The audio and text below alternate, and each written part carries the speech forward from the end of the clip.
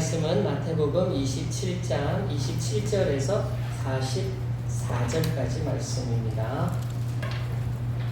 마태복음 27장 27절에서 44절까지 말씀. 광고를 보겠습니다. 1번 광고 같이 하겠습니다. 시작. 하나님을 위해 위대한 일들을 시도하라. 하나님으로부터 놀라운 것들을 기대하라. 아멘. 드디어 오는 목요일부터 우리 주일학교 학생의 여름 캠프, 비전 캠프가 시작이 됩니다.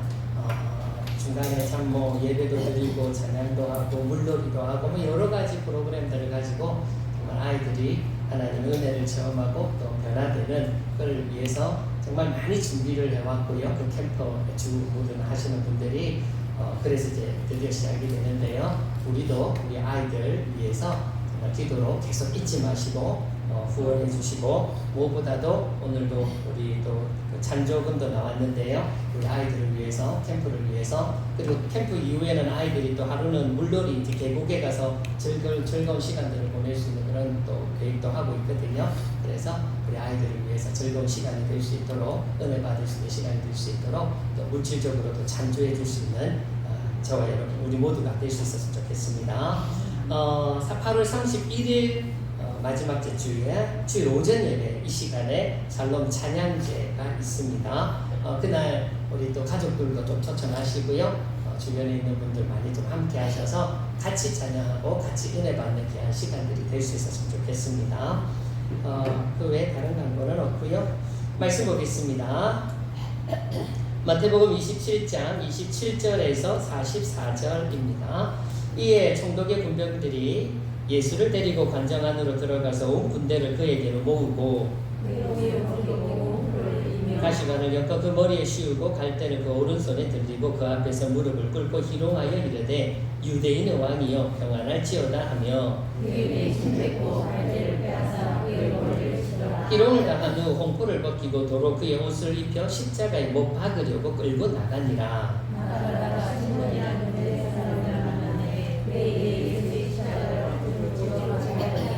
골고다 즉 해골의 곳이라는 곳에 이르러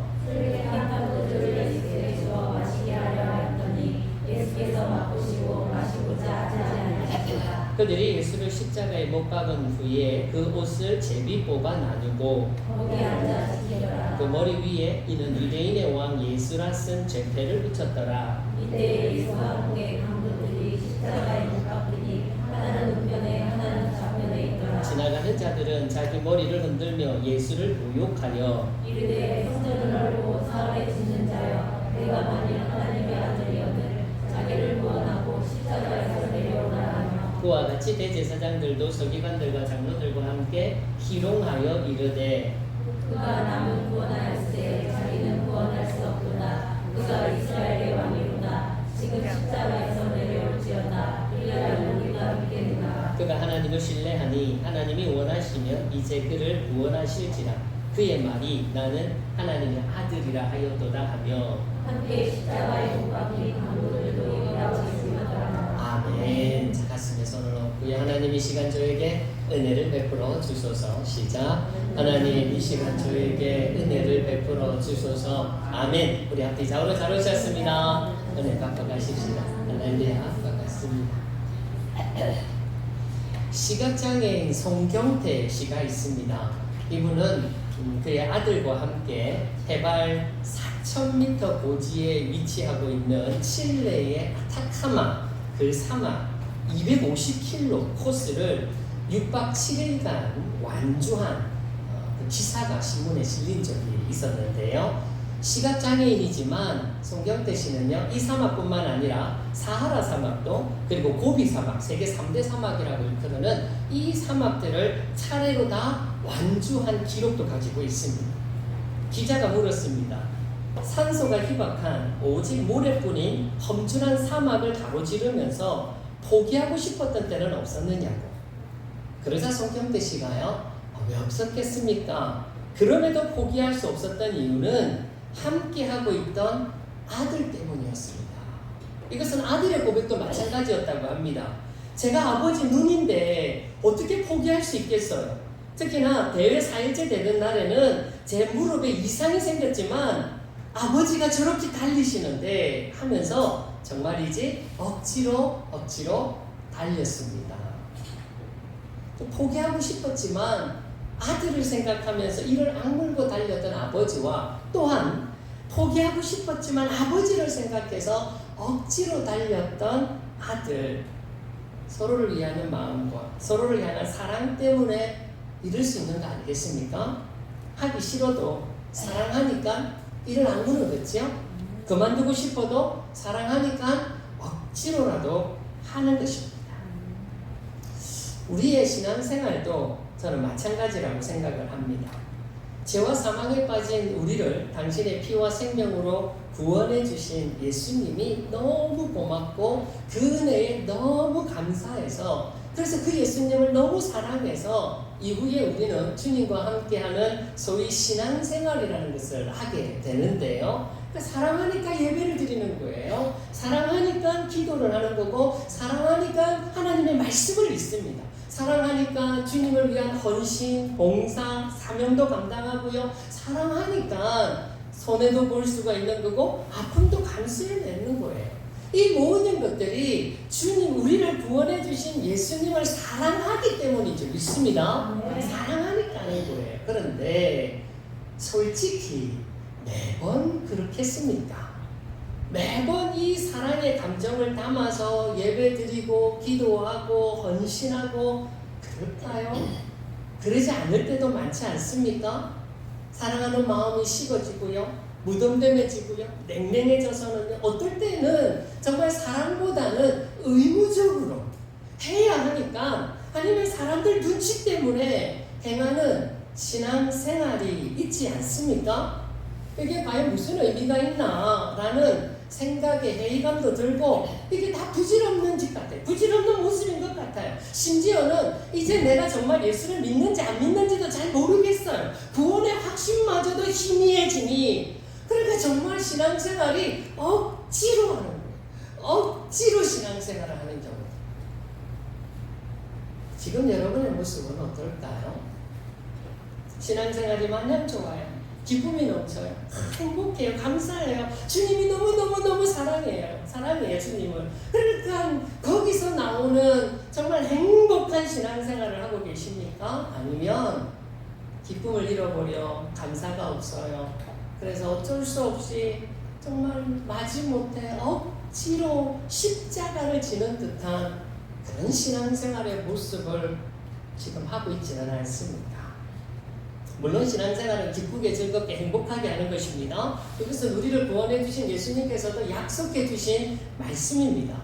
그럼에도 불구하고 어떤 경우에서는 우리의 신앙생활이 마치 십자가를 지고 따라가는 삶인 것은 부인할 수 없는 사실이지 않겠습니까? 근데 이것은 예수님도 하신 말씀 중에 있어요. 누가복음 9장 23절인데 한번 같이 읽어볼까요? 시작. 또 우리에게 이르시되 아무든지 나를 따라오려거든 자기를 부인하고 날마다 제 십자가를 지고 나를 따라오느니라. 왜요? 신앙생활이 마냥 기쁘고 즐겁고 행복하기만 하다면 얼마나 좋겠습니까? 그러나 또 어떤 경우에는 방금 말씀처럼 자기를 부인하는 삶이에요. 날마다 자기 십자가를 지고 주님을 따라가는 그런 신앙생활의 모습도 있더라는 것입니다. 40이 넘은 아들이요, 어느 주일 아침에 교회 가기 싫어 미치겠다고 늙은 어머니 앞에서 막 실갱이를 하고 있는 거예요. 정말 교회 가기 싫어요. 오늘은 정말 교회 가고 싶지 않아요. 도대체 왜 그러냐고. 그러니까 이 아들이 마지못해 교회 가기 싫은 이유 3가지를 이야기를 하는 거예요. 첫 번째는요, 주일 오전 예배 때 대표 기도하는 장로님의 기도가 너무 길어요. 장로님 기도가 길어서 너무 지겨워 죽겠어. 두 번째는 찬양대가요, 이 화음도 제대로 못 맞추면서 딴에는 막 감동스러운 표정으로 막 찬양을 하는 걸 보면 정말 이게 고역이에요. 세 번째는요, 나도 가끔은 주일에 산에도 가고 싶고요, 바다도 가고 싶고요, 놀러도 가고 싶고요, 늦잠도 자고 싶어요. 이런 아들이 딱하다는 듯 지켜 바라보던 어머니가요, 나도 네가 교회 가야만 하는 3가지 이유를 말해주마. 첫 번째, 하나님께 예배 드리는 것은 선택이 아니라 필수야. 두 번째, 교회는 사람 보고 가는 거 아니야. 세 번째, 너는 그 교회 담임 목사잖아.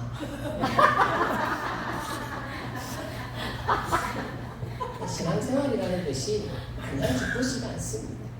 이게 즐겁고 행복하고 그러면 좋겠는데, 물론 내 안에 은혜가 충만하면 돼요. 성령으로 충만하면 진짜 신앙생활이 기쁘고 즐겁고 감사하고 행복하고 진짜 그렇습니다.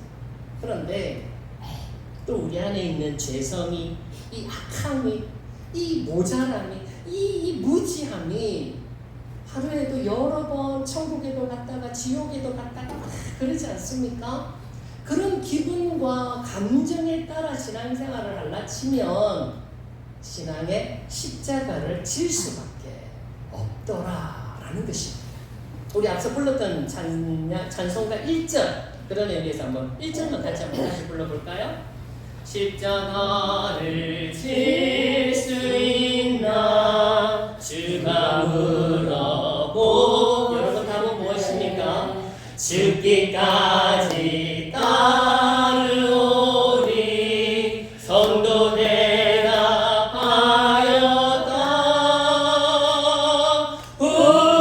우리의 심령 주의 것이니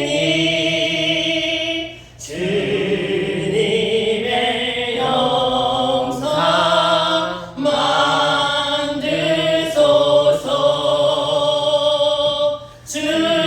주인도 따라 살아갈 동안 사랑과 충성 늘 바치오리라. 아멘. 오늘 우리가 읽었던 본문에 시몬이라고 하는 구레네 사람이 나옵니다. 이 사람은 예수님을 대신하여서 십자가를 진 사람입니다. 근데 이것이 예수님을 정말 사랑하기 때문에 받은 은혜가 너무 고마워서 그렇게 십자가를 진 거 아니에요. 사실 구레네 사람 시몬은 이날 처음 예수님을 만났을지도 모릅니다.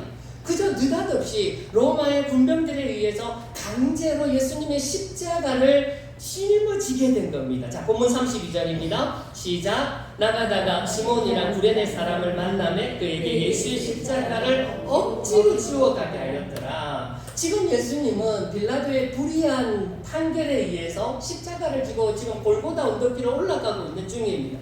하지만 이미 전날부터 그 겟세마네 동산에서 밤이 새도록 기도하셨던 예수님 지치셨잖아요. 그런데다가 새벽녘에 대제사장의 무리들이 와서 붙잡아가지고 끌고 가 온갖 고초를 다 겪게 만들었잖아요. 그리고 또 재판 과정에서 로마 군병들이 그 채찍질로 인하여 온몸에 살이 뼈가 터지고 부러지고 그 온갖 수모를 다 당하시고 난 이후의 예수님의 모습인지라 지금 십자가를 어깨에 메고 골고다 언덕길을 올라가는 이 길이 너무도 힘에 붙였던 거예요. 그러니 쓰러지는 거예요. 또 쓰러지는 거예요. 또 쓰러지더라는 겁니다.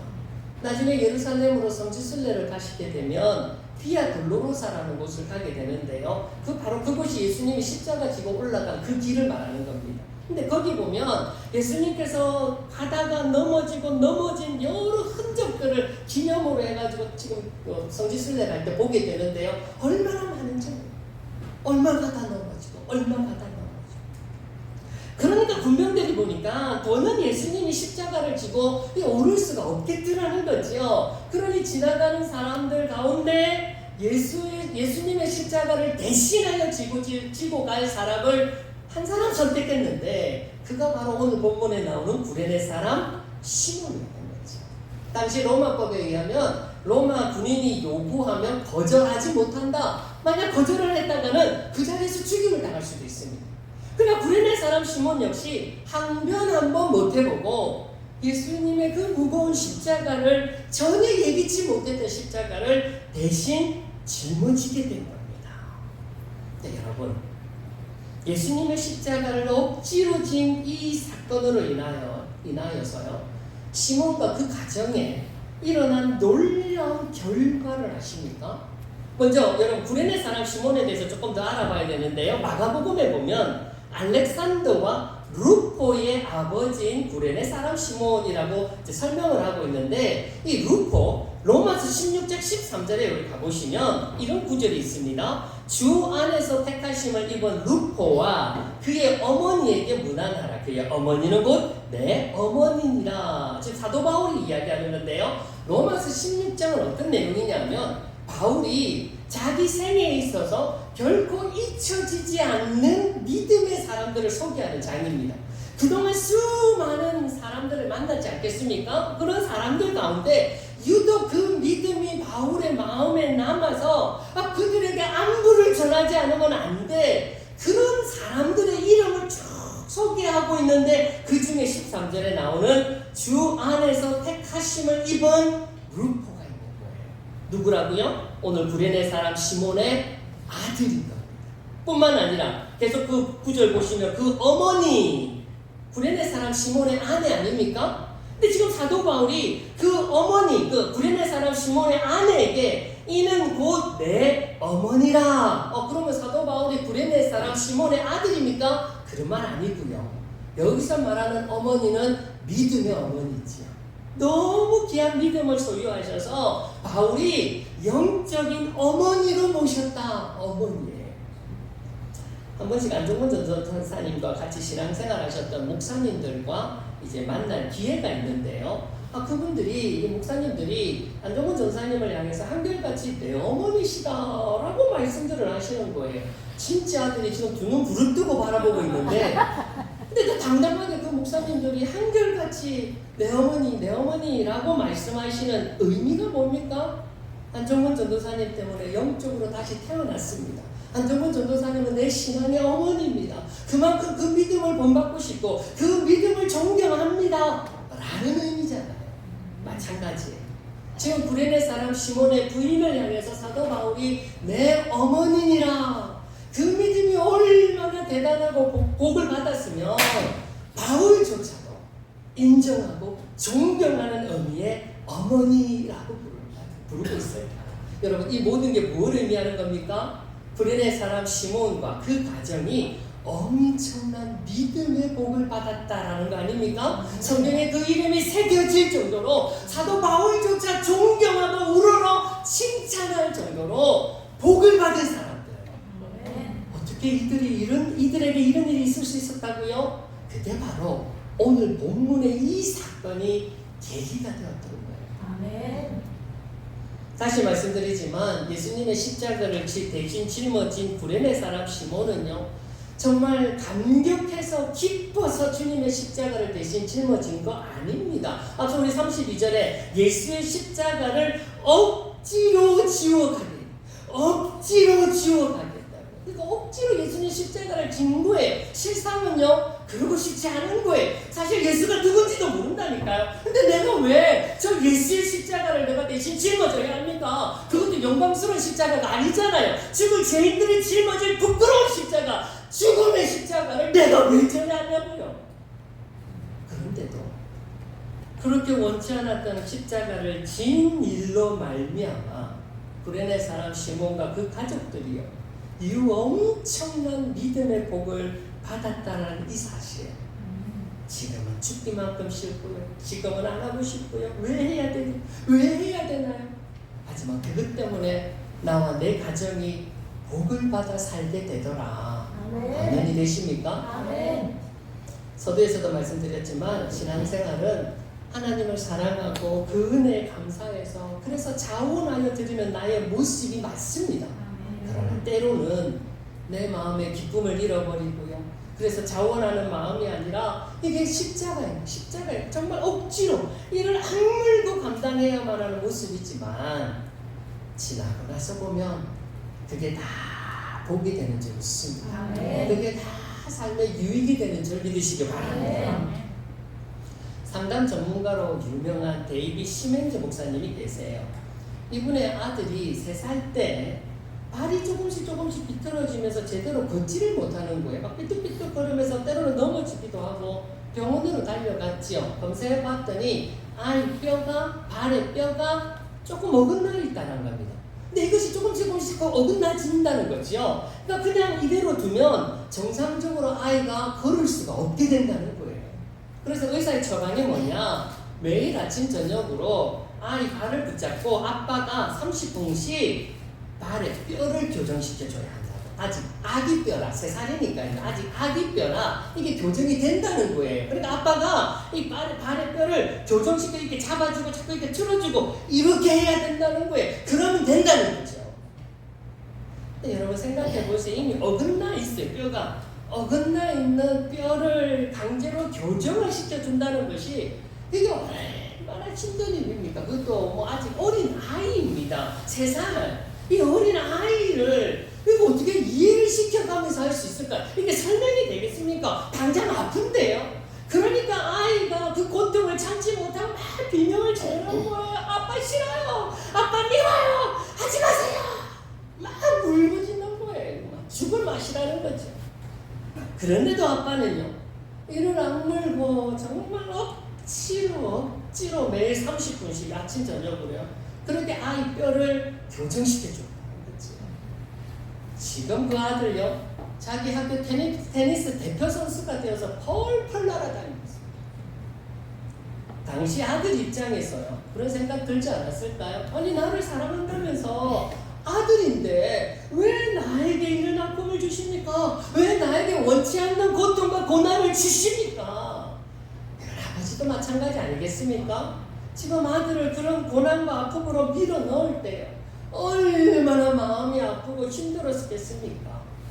그럼에도 불구하고 억지로라도 그런 상황을 감당하고 받아들이게 되면 그게 다 복이 되는 점이 있습니다. 아멘. 십자가에 달리신 예수님도요, 하늘을 우러러 하늘 아버지를 향해 이런 절규를 토하지 않았습니까? 엘리 엘리 라마 사박다니, 나의 하나님 나의 하나님 어찌하여 나를 버리시나이까. 정녕 하나님께서 지금 아들 예수님을 버리시는 겁니까? 아니잖아요. 아닙니다. 그 순간 하늘 아버지는 정말이지 억지로 참고 있는 거잖아요. 참아내고 있는 거예요. 말씀 한마디면 천지를 진동시켜요. 손짓 하나로 온 우주를 발발발발 떨게 할 수 있는 하나님이지만, 그렇게 해버리면 오늘 우리가 구원을 못 받잖아요. 오늘 저와 여러분을 구원하기 위해서 정말이지 억지로 십자가의 아들의 절규를 참아내고 외면하고 계셨던 거예요. 이처럼 지금의 억지스러움이 싫고 고통스럽겠지만 하나님 안에서 이루어지는 이 십자가는요, 억지로라도 감당하는 것이 우리에게 복이 되는 줄 믿으시기 바랍니다. 아멘. 감리교단을 창시하신 존 웨슬레 목사님이 계세요. 근데 이분이 목사님이 되시기 전 평신도 때인데요. 누구나 다 그런 생각, 감정들이 있지 않습니까? 그런 기분이 들잖아요.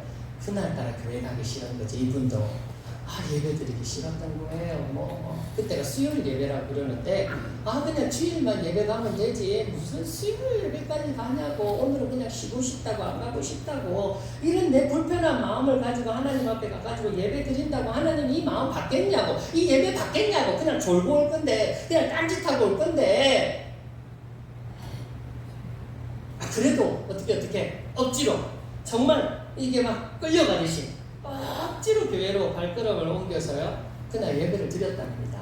그런데요, 그날 예배에서 정말 뜻하지 않는 성령께서 말씀으로 엄청난 은혜를 부어주셨어요. 그날 받은 은혜와 체험으로요, 존 웨슬레 목사님이 이제 새롭게 거듭난 거죠. 부흥의 사역을, 엄청난 부흥의 사역을 일으키면서요, 이제 지금 감리교단을 세웁니다. 만약에 그때 그렇게 억지로라도 교회 나가 예배 드리지 않았다면,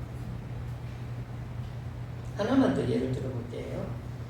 2차 세계대전 당시에요, 유대인들을 집에 숨겨주었다라는 제목으로 호리텐분 여사 가족이 다 독일군에게 잡혀서 강제 수용소로 끌려가게 됩니다. 그곳에서 부모님과 언니는 가혹한 고문을 견디다 못해 결국 죽습니다. 호리텐분 여사만 나중까지 살아서 다시 제 집으로 돌아오게 되는데요, 이후 그녀는 이제 신학을 공부하게 되고 복음을 전하는 주의 종의 사역을 감당하게 됩니다. 여러 지역을 돌아다니면서 복음을 전하는 거예요. 예수님의 사랑, 예수님의 용서하심, 자기가 그런 피해를 입었으니까 이제 그런 이제 주님의 사랑과 용서에 대한 설교를 하면서 쭉 돌아다니던 어느 지역 강단에서 설교를 다 하고요. 복음을 다 전하고 이제 저 뒤에 가서 다 인사하지 않습니까? 그냥 참석한 분들과 일일이 악수를 하면서 이제 인사를 하는데 그 중에 한 사람, 허름한 외투를 입은 한 사람이, 한 남자가 다가와서 자기에게 손을 내미는 거지요. 순간 고리텐본 여사가요, 심장이 멎는 줄 알았답니다. 피가 거꾸로 흐르는 것 같았대요. 왜냐하면 손을 내민 바로 그 사람이 강제 수용소에서 자기에게 무시무시한 고통을 가했던 수용소 소장이었던 겁니다.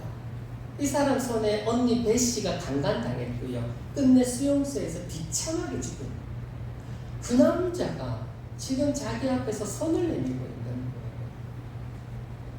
조금 전까지 반에서 주님의 사랑을 이야기하고 주님의 용서를 전하고 외쳤는데 근데 막상 그 사람이 지금 자기 앞에서 눈을 보게 되니까 이게 도저히 감당이 안 되더라는 거죠. 이 감정이 감당이 안 돼요. 용서가 안 되더라는 겁니다. 그러니까 속으로 하나님께 기도를 했죠. 예수님, 내가 이 사람만큼은 도저히 용서가 안 됩니다. 용서할 수가 없습니다. 그때 예수님께서 그녀의 마음속에 이런 말씀을 주셨답니다. 십자가에서 나를 못 박고 죽이고 침뱉으며 채찍으로 때리고 조롱하며 가시관을 씌워 나를 괴롭혔던 사람들도 내가 다 용서하지 않았느냐? 너도 용서해 주어라. 도저히 순종이 안 되대. 도저히 순종할 수가 없겠더래. 못하겠대. 근데 어떡합니까? 용서해 주어라. 너도 용서해 주어라. 주님이 말씀하시니까 이거는 자기 감정 아니야. 자기 뜻 아니야. 자기 의지 아니야. 그냥 주님의 뜻 이 말씀 하나 붙들고 정말 억지로 손을 억지로 손을 잡아준다. 그랬더니 그 남자가 이런 말을 하더래요. 당신이 나와 우리 독일 사람들이 저지른 죄를 용서하고 복음을 전해주어 얼마나 기쁜지 모릅니다. 저는 정말 죄를 많이 지은 사람입니다.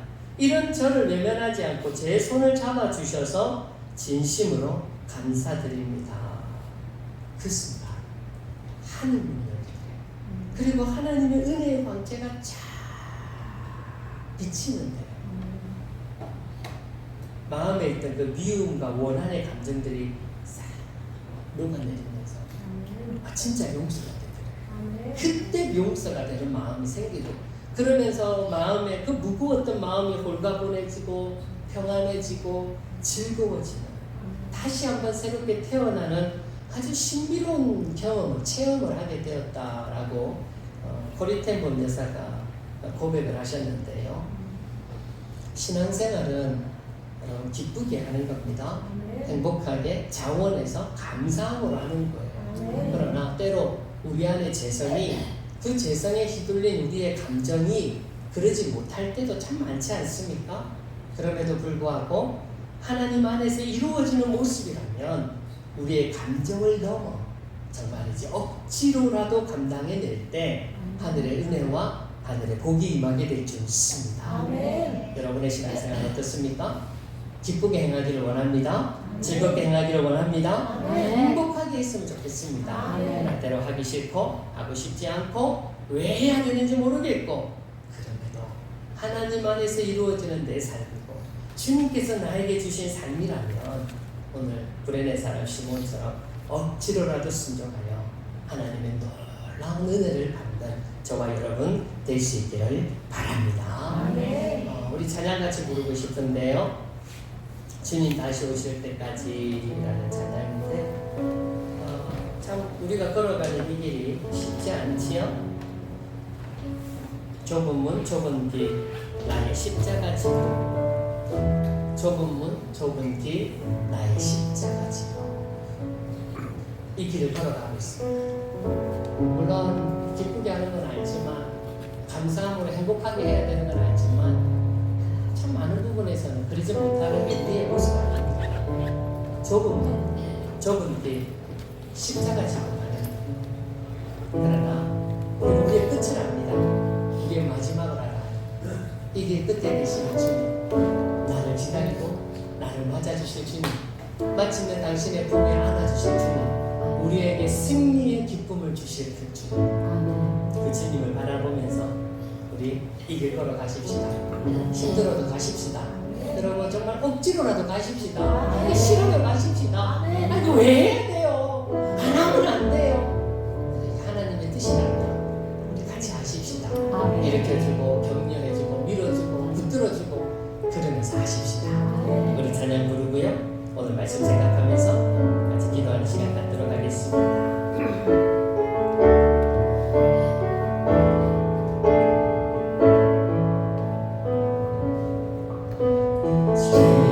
주님 다시 오실 때까지 나는 이 길을 가리라.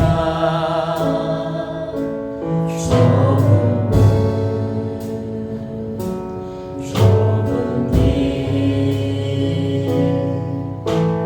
나의 십자가 지고 나의 가는 이 길 끝에서 나는 주님을 보리라. 영광의 내 주님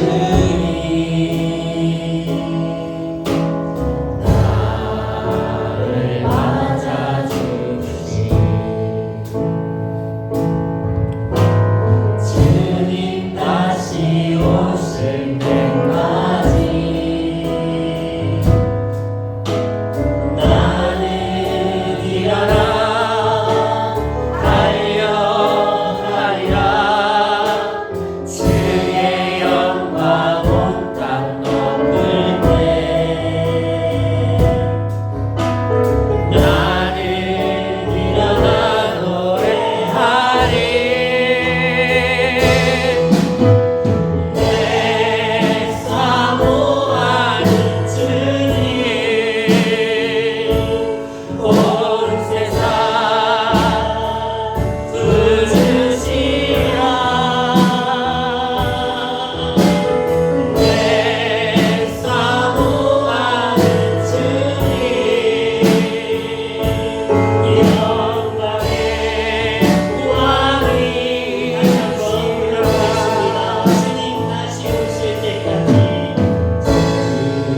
주님 다시 오실 때까지 여러분의 각오, 여러분의 고백, 여러분의 가진 길을 가리라.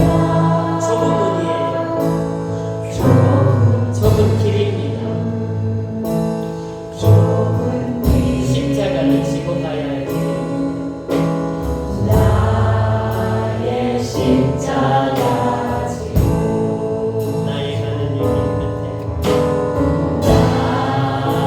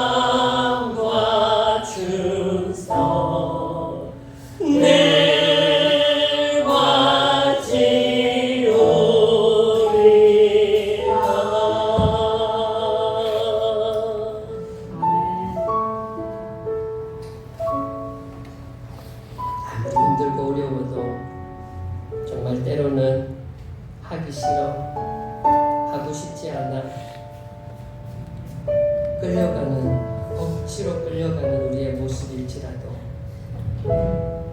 이 길이 주님이 우리에게 허락하신 길이고 믿음의 길이고 진리의 길이고 우리가 가야 할 길이라고 한다면 주님 바라보며 걸어가는 저희들 따라가는 저희들 되게 하여 주옵소서.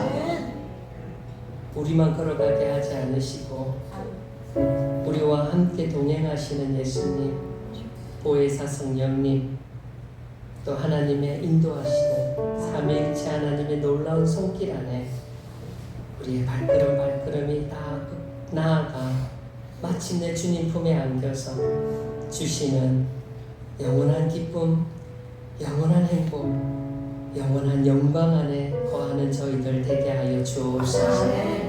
우리 성도들의 신앙생활, 우리 살롬 가족들의 신앙생활 쉽지 않고 힘든 삶을 살아갈지라도 주님 무너지지 않게 하소서. 끝까지 주님 붙들고 주님과 함께 나아가는 거룩한 주의 자녀들 되게 하여 주옵소서. 치유를 위해서 기도하겠습니다. 아픈 부분에 믿음의 손 얹으시고요. 염려, 걱정, 근심, 가슴에 손을 얹으십시다.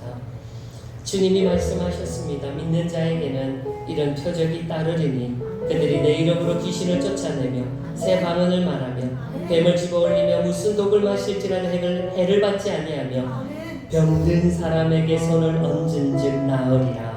병든 사람에게 손을 얹은즉 나으리라. 이 시간 주여 우리도 손을 얹었습니다. 주의 말씀이 임하고 주의 능력이 임하고 주의 역사가 임하는 손이 되게 하여 주옵소서.